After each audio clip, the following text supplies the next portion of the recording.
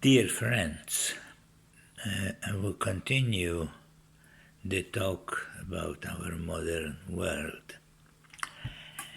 For those who thought that perhaps my critique of capitalistic democracy means that I am some sort of Marxist, I think I will convince you that it is not the case. As you maybe see on the thumbnail, there is 5 profiles.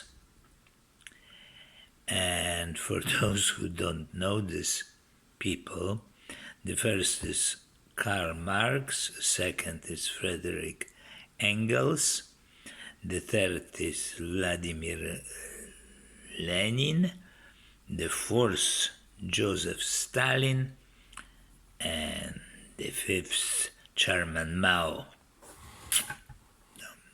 Okay? The first 4 I remember too well until now,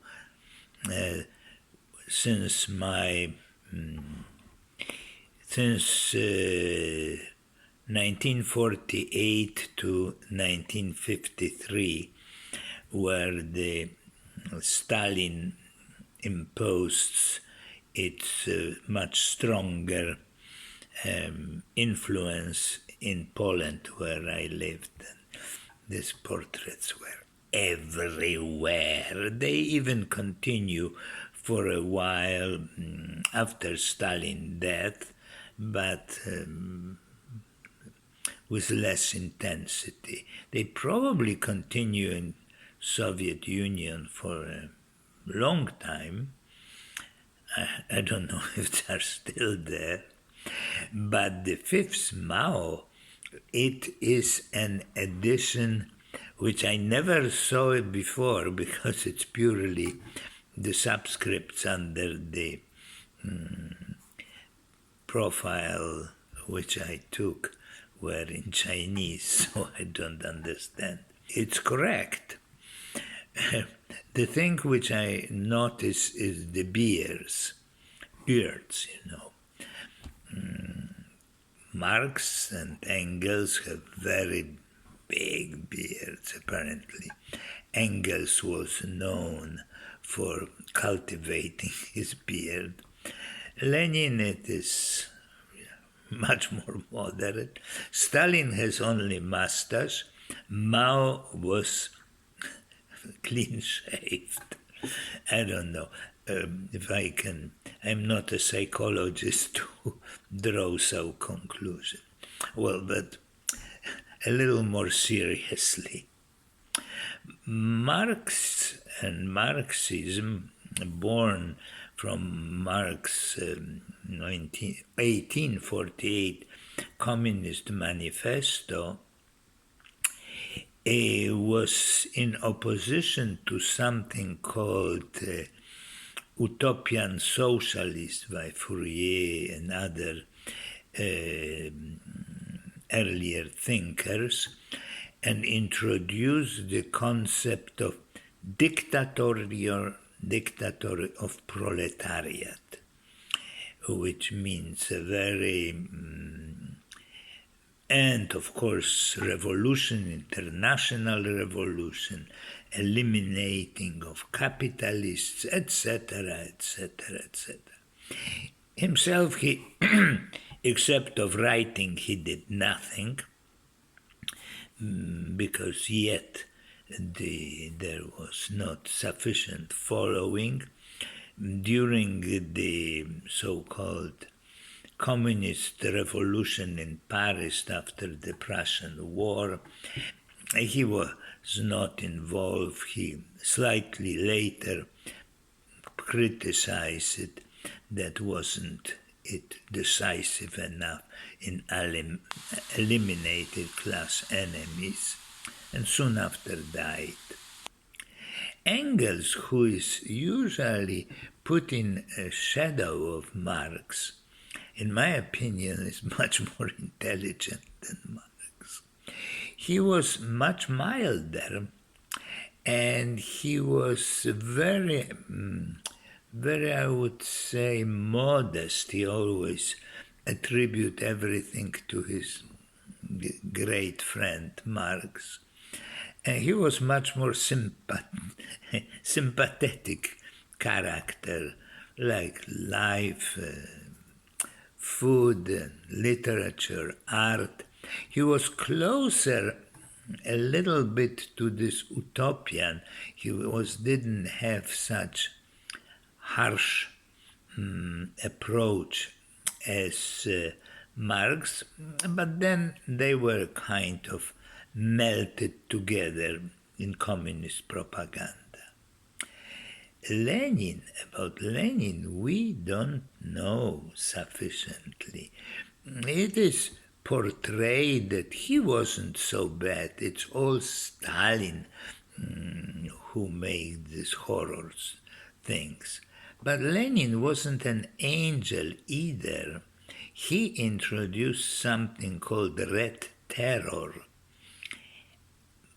I must say, I haven't known the degree of cruelty and horrors which have been committed in Russia by this not so secret special forces we will call Cheka, boiling people alive, freezing them slowly by pouring water on when they were naked until they became pieces of ice, putting in barrel filled with nails, things which very creative in a horrible way.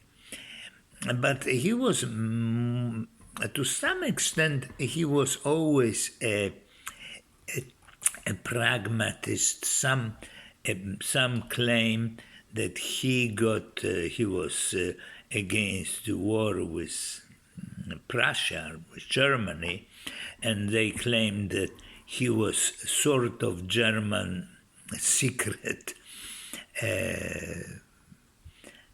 agent. Well, that never can be done. He wasn't a very pleasant character at all. The only good thing about him, one could say, that he was, before his death, warning against Stalin's ambition. But he was pragmatist. When he saw that this whole nonsense doesn't work, he introduced so-called NEP, or Novaya Ekonomiczna Polityka, which was in a sense returning to large extent to a capitalistic economy.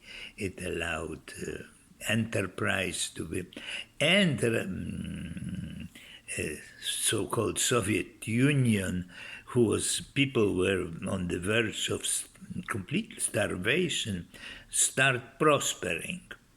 However, after his death, Stalin, which was much more dogmatic, introduced things, the horrors which in the West are not as well known as they should, because the Western leftists couldn't quite get their heads turned properly and see what was going on. They continue, and I think they still deeply believe that the regime of Stalin wasn't so bad. I personally know how bad it was. I will not tell personal stories, but it was, and I talked during already much looser period of Khrushchev. I was once on some conference in Soviet Union as the representative of Polish scientists, or I don't know, something.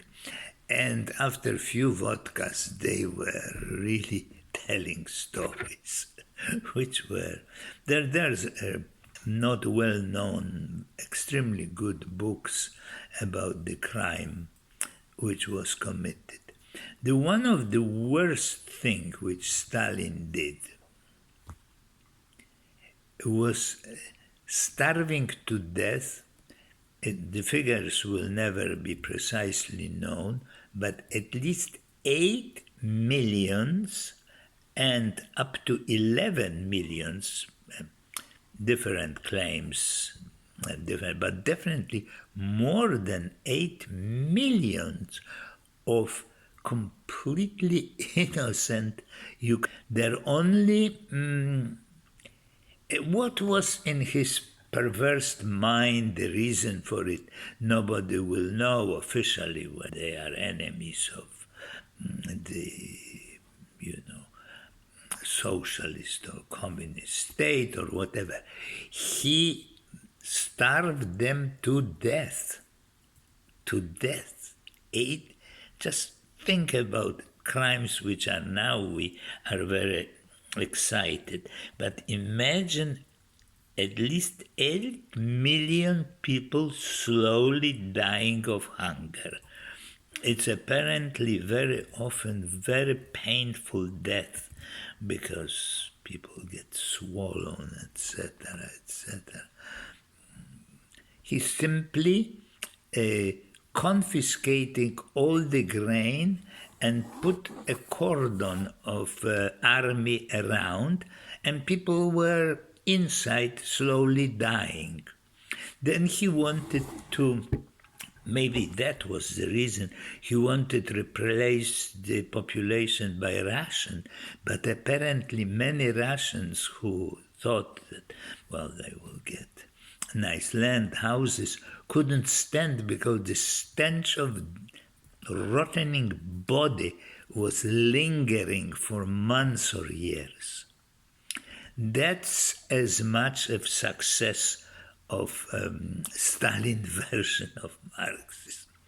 About Mao, it's more known because Mao was